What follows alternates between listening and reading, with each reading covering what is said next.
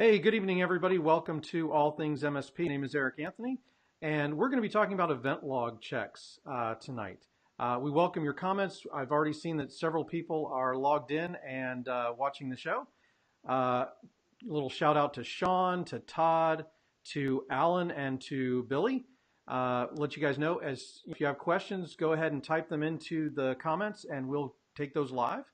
Now, I am joined tonight by probably one of the more colorful people in our industry, and certainly a longtime friend of mine, and I know a longtime friend of several people who are watching right now, and that is Ian Trump. Now, Ian is distinguished in the fact that he's been on the MSP side, he's been on the security side, even in government, and he's been on the vendor side in the MSP channel as well. So I want to welcome Ian Trump. Thank you so much, Anthony. It's my pleasure to be here live from the UK. Cool. So what time is it over there? 2300, so 11 o'clock p.m. Okay, so not too bad. Not too bad. How cold is it over there? You know, it's actually been pretty good. In Fahrenheit, it's around 50. We had a light dust. We had actually a really heavy snow, but the temperature's now going up to about your temperatures, 60 over the next little while. So quite nice. Yeah, well, that's kind of what we've done. We had I think at my house we had about 6 inches of snow this past week, and now this weekend it's up to 60 again. So it's been really nice. Beautiful. So tonight we're going to talk about event log checks and how you can use those to monitor for security events in your event logs. So Ian, why don't you go ahead and tell us a little bit about it, and then we'll move over to the white paper. Yeah, sure. So one of the things that I looked at was a couple of things really occurred to me. One, the functionality of the event log check is probably one of the more powerful features of the RMM dashboard. And I have a number of customers that don't want to pay huge money for SIM.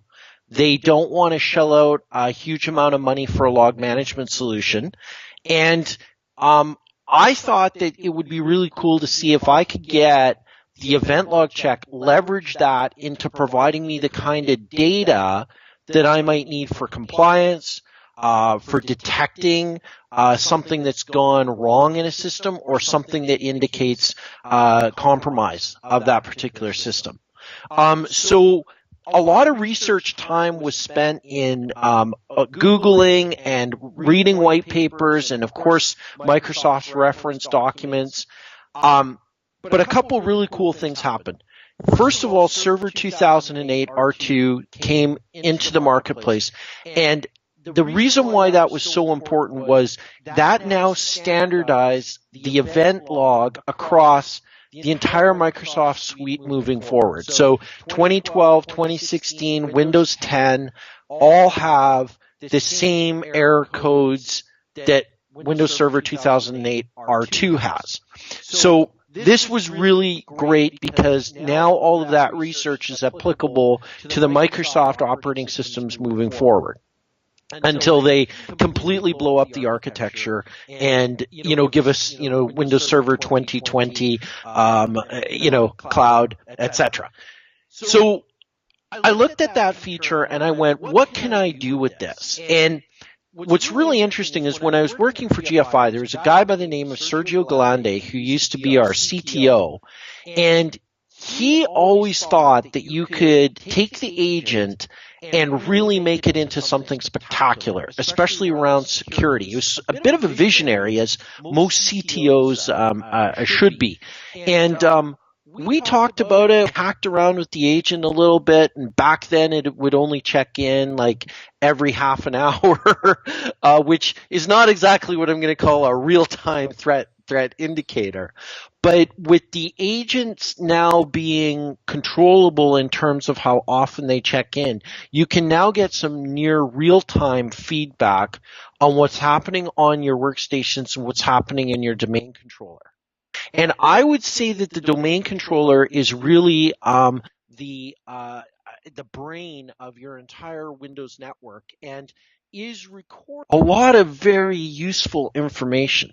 And then one final point about this is would appear that cyber criminals now are using their remote access Trojans to not drop ransomware on endpoints as often.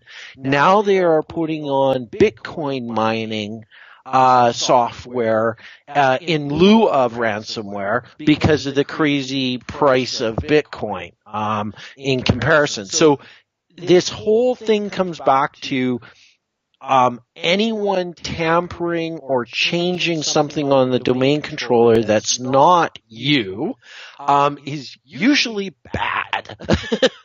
And at least, if not bad, does require some investigation. Cool. So do you want to go ahead and start looking at the white paper? Is that where you want to start? Yeah, sure. So we put together at Octopi and Octopi Research Labs, which is the UK version, where we're doing threat research and kind of like trying to push the envelope in terms of security and the MSP space. And then the actual Octopi Managed Services back in Canada, which is the MSP side of the business. I put this together. I had this idea about auditing using just the event log capabilities. And I think the first thing, if we kind of fast forward past the useful but not the meat of the white paper, on about page 6, we start talking about like the real value of tracking the activity on the domain controller. And the first thing to understand about that activity is it all comes down to context. And it comes down to tracking these changes in relation to the job that you're doing as an MSP, or if you're an IT department, the job you're doing as an IT department. Because this information is really will tell you the telltale signs of somebody, doing something untoward in the system, because it's all there in the logs. And to preface this before we dive in deep is we absolutely on page 7 here have to discuss administrative rights. The reason for this discussion is that, as it turns out, if you have administrative rights at the domain controller level, you can certainly tamper, erase, clear these logs on the system, which provide you that vital audit data of what's going on your system. So the control of administrative rights was a best practice in IT that we know, absolutely must take place, because all of what we're going to talk about tonight is based on the idea that you have integrity on your network. If you don't have integrity and everybody has domain admin rights, then you've kind of lost the battle, and it makes absolutely no sense to go through this process. But if you're one of the MSPs that has gone out there and has gone to your customers and said, we're going to remove administrative rights from the users, and now we have a relatively tamper-proof audit trail of the activity that's going on. And I did include some stats from Microsoft. It goes back to Iveco's 2015 report. They've done a 2016 report. I don't have that data. The 2017 should be coming out sometime. The bottom line is the removing administrative rights on the system is not only a best practice, but it certainly reduces the attack surface of the workstation that individual is using, because they can't tamper or change the controls on it or use any of its built-in capabilities to accidentally or intentionally harm the computing environment. So kicking this off, when we talked about tracking changes, the Windows event log has a tremendous amount of information in it about the activities that are going on in the system. Some of this has to be enabled in terms of a GPO for auditing in order to get the event error codes to begin with. But if you simply Google auditing a Windows 2008 server, you'll find what changes you need to make. And it's not extensive changes. It's found in the audit policy of the local security policy if you're dealing with a workstation that is not joined to the domain. But if you're joined to the domain, you can push that change out quite easily with group policy object. So when we look at the setup on your system, clearly it shall not be tampered with. And so the first set of event log checks that we're really focusing on is tracking when something has been changed or adjusted with regards to the security policies that you've put in place. Now, the reason why this one is important is that the first thing bad guys will do when they get onto a system is disable as much of the security as possible in order for them to carry out their nefarious activities. So the first thing you really want to see is that if there has been a change in anything from the audit policy to the user rights that are assigned, all of that is tracked. So that's sort of the first group. And then what layers on that is really the detect changes in the account management. So a lot of times when you do have a situation where a user ID and password is compromised, you'll now have the attempts to do something which we called back in hacker school, pipe up to admin. We run an exploit that attempts to give us either local system capability or administrative accounts. There's a number of different ways to do that. Mimkats is a great example. Mimkats will steal the administrative password and allow you now to use that. So by putting in these changes in account management, we can really see any sort of nefarious activity. The other thing to understand too is that when we go to disable various security things, as an example, the turning or changing a Windows firewall setting on a workstation when it's joined to the domain would be incredibly suspicious, right? Why would one workstation have a firewall change on it? So it's things like that that become really important to track. Because when bad guys get in, they're going to try something called lateral movement. And in order to achieve lateral movement in the network, looking for, important documents, looking for healthcare records, looking for anything that they can leverage, they're going to start moving around. And these checks are really designed to detect that activity. A couple of other interesting things that also are built in that sort of was a bit of discovery in that detecting that a replay attack is going on. That's where the authentication token has been stolen and a person is attempting to use that token over again to gain access. But the one that I found was really interesting was special privileges assigned to a new login. That is Microsoft's way of saying an administrator is logged into the domain controller. So that is a really good audit thing, because if it's 4 o'clock in the morning and all you MSP people are asleep in your beds and an alert comes in at 4 o'clock in the morning that an administrator logged into one of the servers under your management, that's going to make everybody in the room a bit nervous. Okay? Yeah. And then comes really the big one. And this was where I went to another Microsoft source and stuff like that. This was really interesting to me because this is now detecting system level changes. So as an example, changing a scheduled task on your workstation. If that's not you guys doing it, it's something else that's doing it.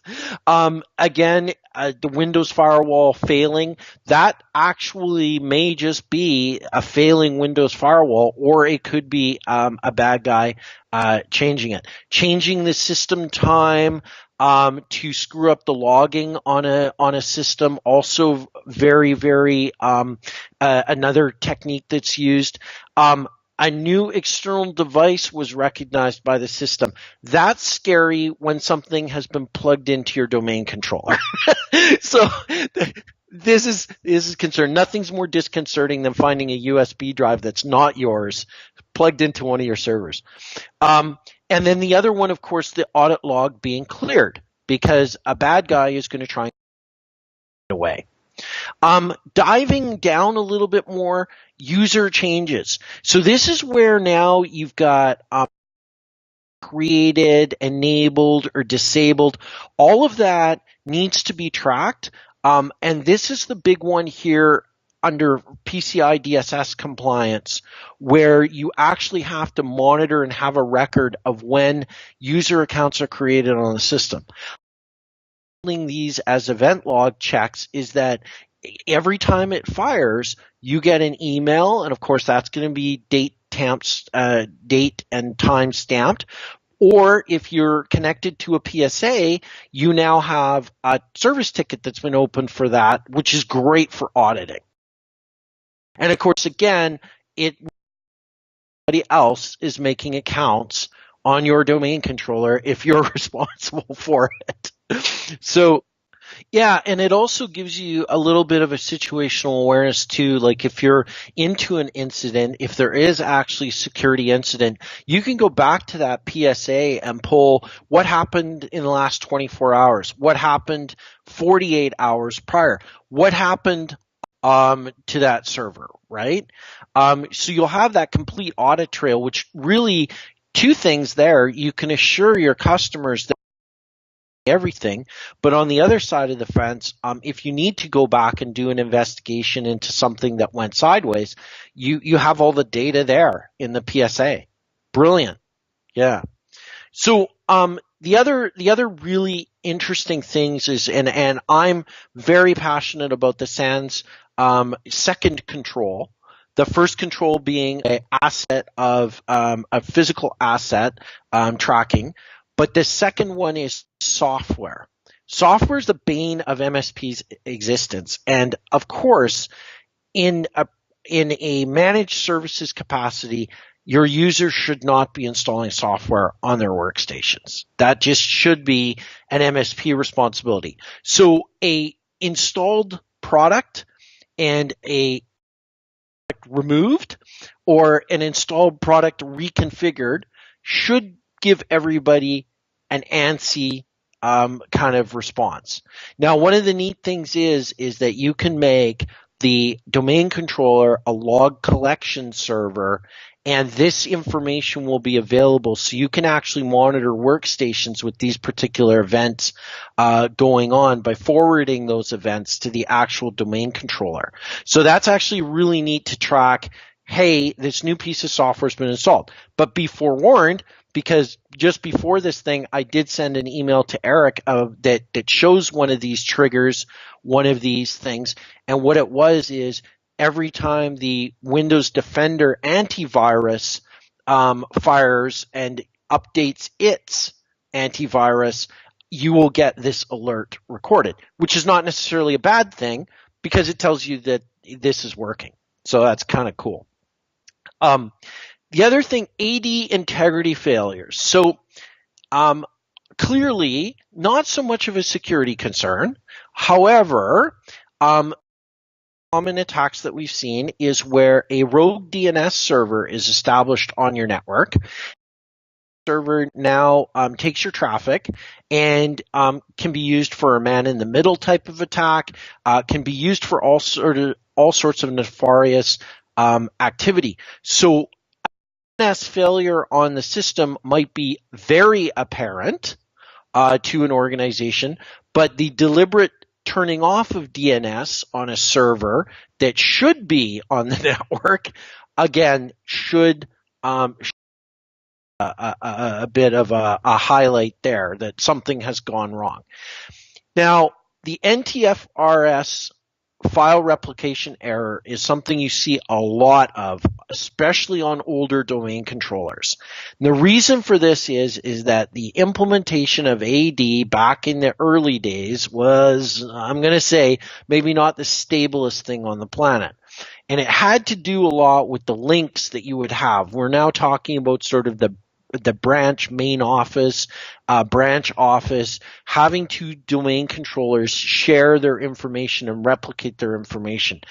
These, in some cases, are not critical errors, but certainly it's something that an MSP might want to investigate. And then This was another article that I found that really talked about APT level of activity. So that's advanced persistent threat. And this is really now the domain of bespoke software tools that bad guys are going to use, such as things like memcats, where you are enumerating users, you're enumerating group memberships, you are attacking the machine from the remote procedure call, RPC.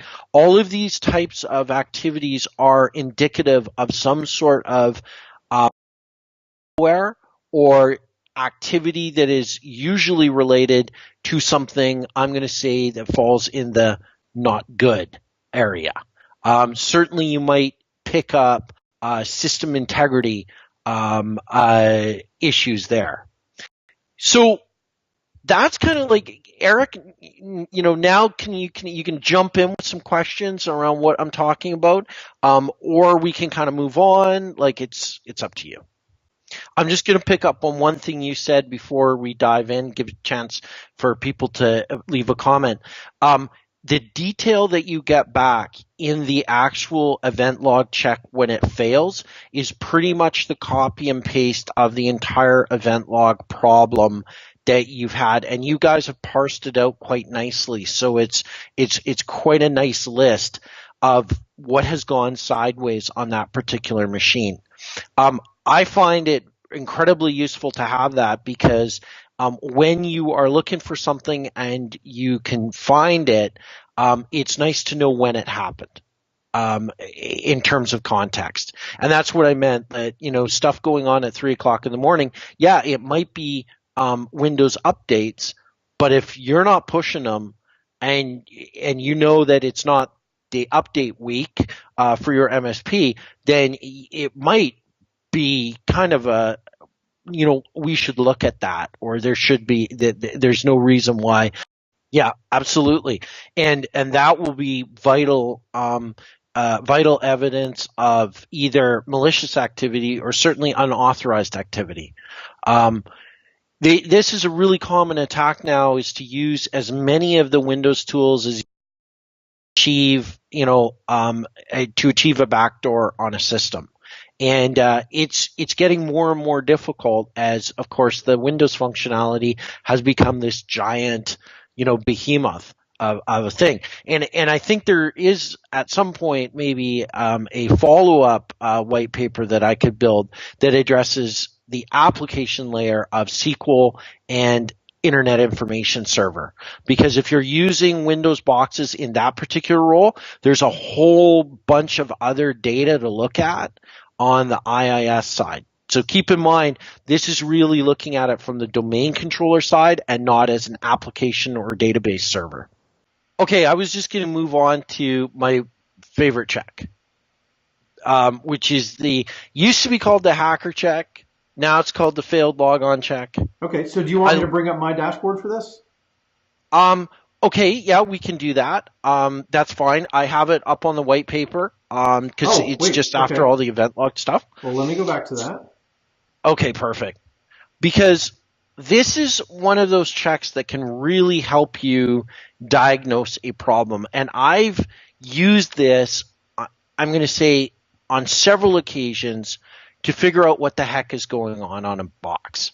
So for those of you, failed login is essentially a very simple that tells you when there's been a failed logon to a machine.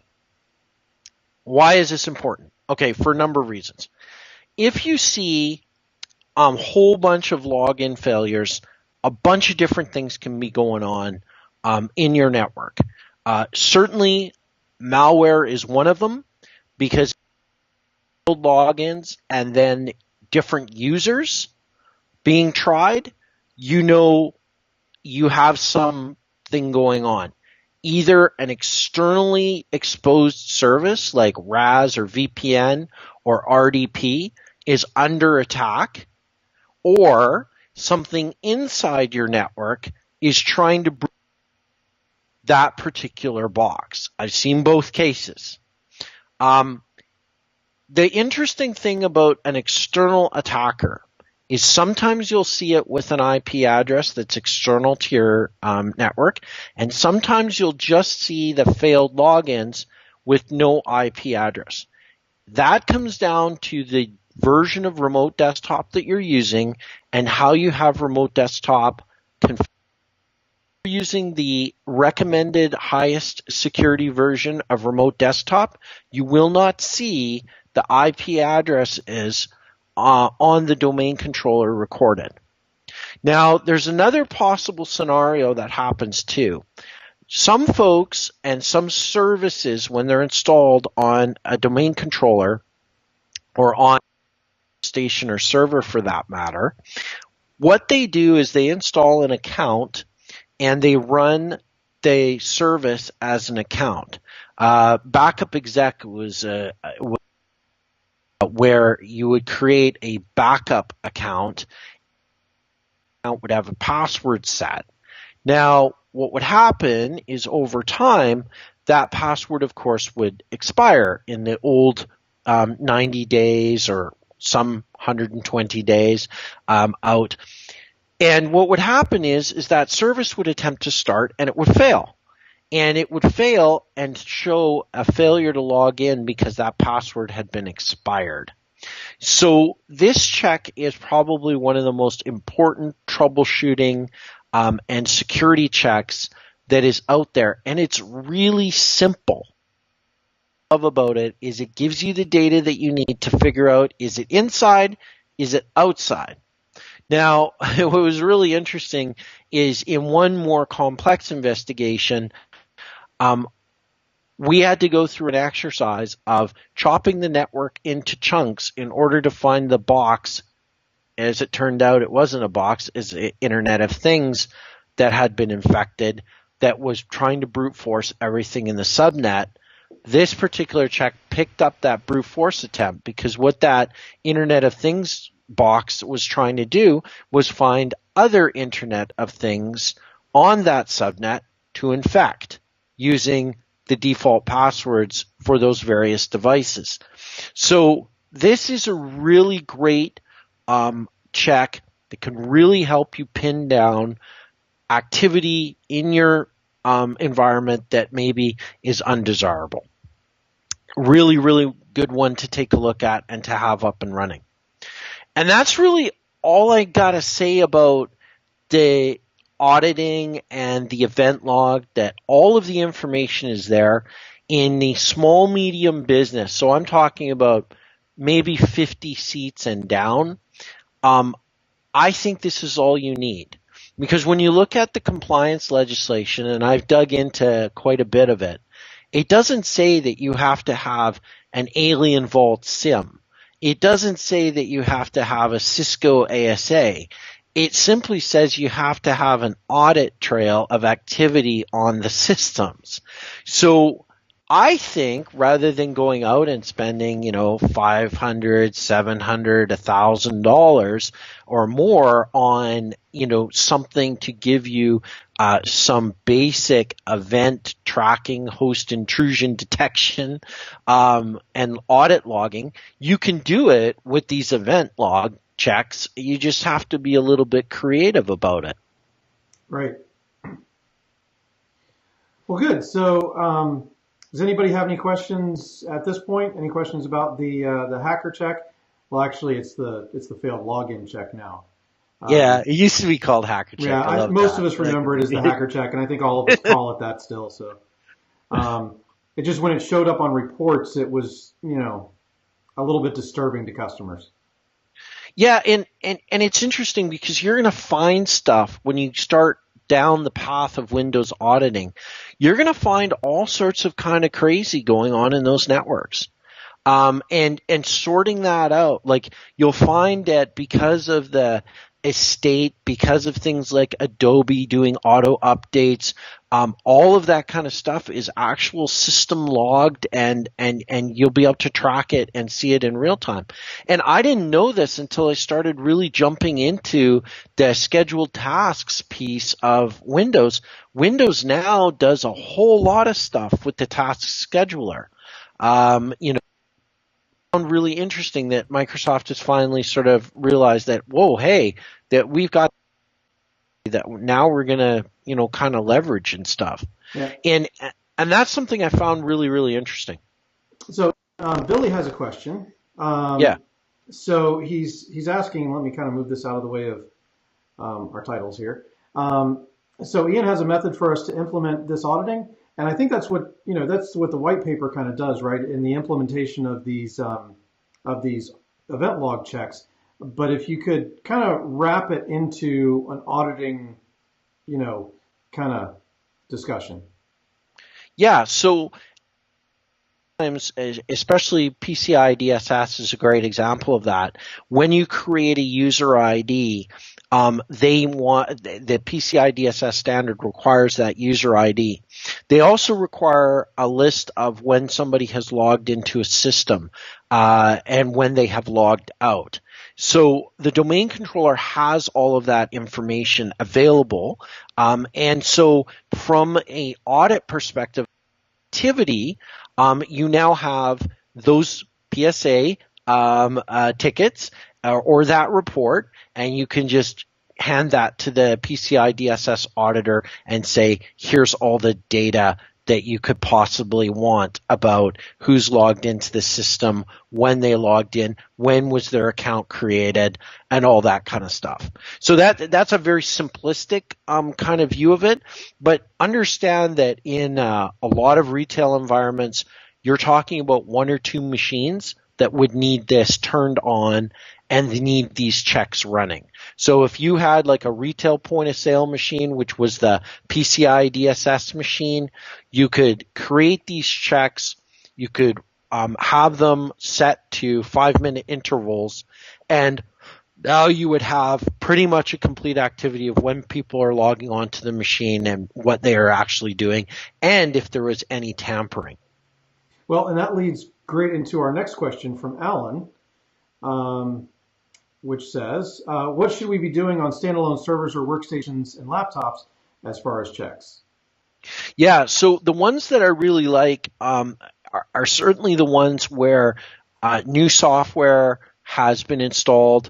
I think that's really important to be tracking that and asking yourself why, especially if you've removed local domain privileges from that particular asset, and all of a sudden it's getting software installed on it. Not good.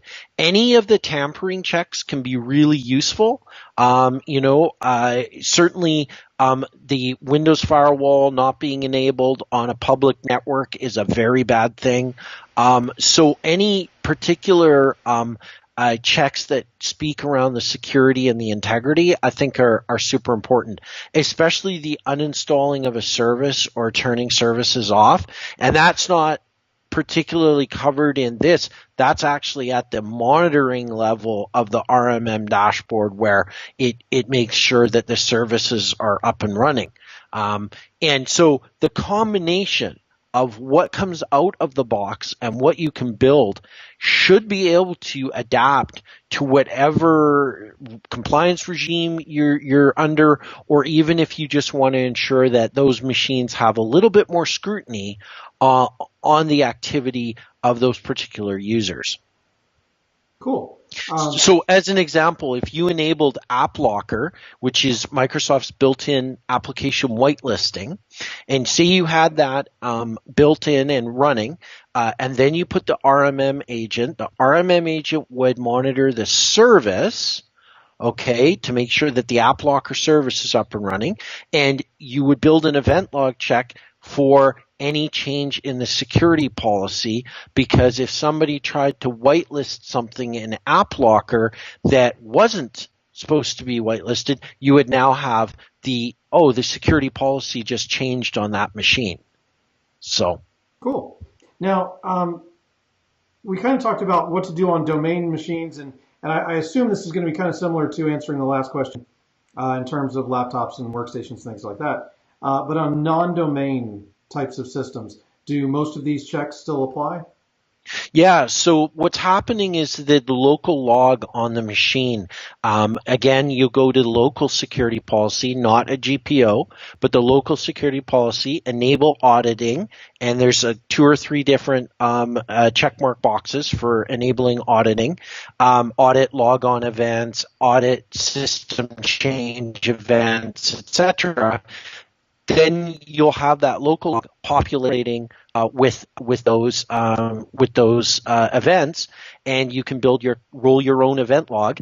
Call it back in the day, and away you go. Now, on the workstation level, if you've got the audit policy turned on, you may need the server agent in order to do the custom roll your own event log checks, because I'm not sure if you can do it on the workstation agent currently. Good question, but I'm pretty sure you can. Event log checks are available on workstations. Then perfect. So all you need to do is turn on the audit policy and away you go. And the workstation should be from the modern era. Well, yes. It should not be Windows XP. Yeah. Or 95 or 98 like we were talking about earlier. Yeah. Okay, great. Now I did promise Ian that we wouldn't run too long tonight. So, and it's about 6:41, which is what, 11:41 your time, Ian? Yeah. So if there are any other questions, go ahead and post them in the comments. But if there aren't, then we can wrap this call up. I also said that, there were, you could ask us any questions, right? Because I think we figured out before the call, Ian, you and I probably have somewhere in the neighborhood of 40 plus years of doing this MSP thing and the vendor journal and RMM and all the different tools. So we're willing to open it up to other, types of questions as well. Billy has a question. It's any easy implementation. In terms of the event log checks that we were talking about, or turning on the auditing in policies, I'm not sure what you're talking about there, Billy, if you could expand on that a little bit. Like ready to go check templates.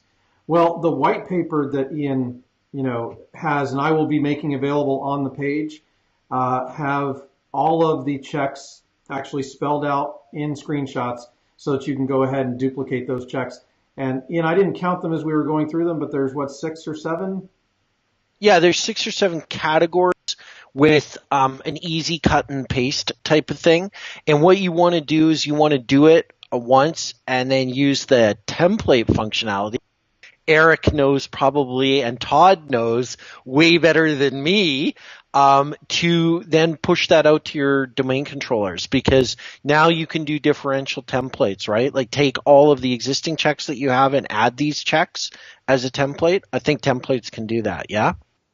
So, no problem. My yeah, friend, it was wonderful to be part of this. I'm looking forward to doing a few more now and again. Maybe we'll have a check-in in a couple of months and see what we're up to. All right. Anytime you're up to it, Ian, it would be great. Thank you very much for doing this tonight. I know that it's late there, and but I know you like to talk about security, so I sure do.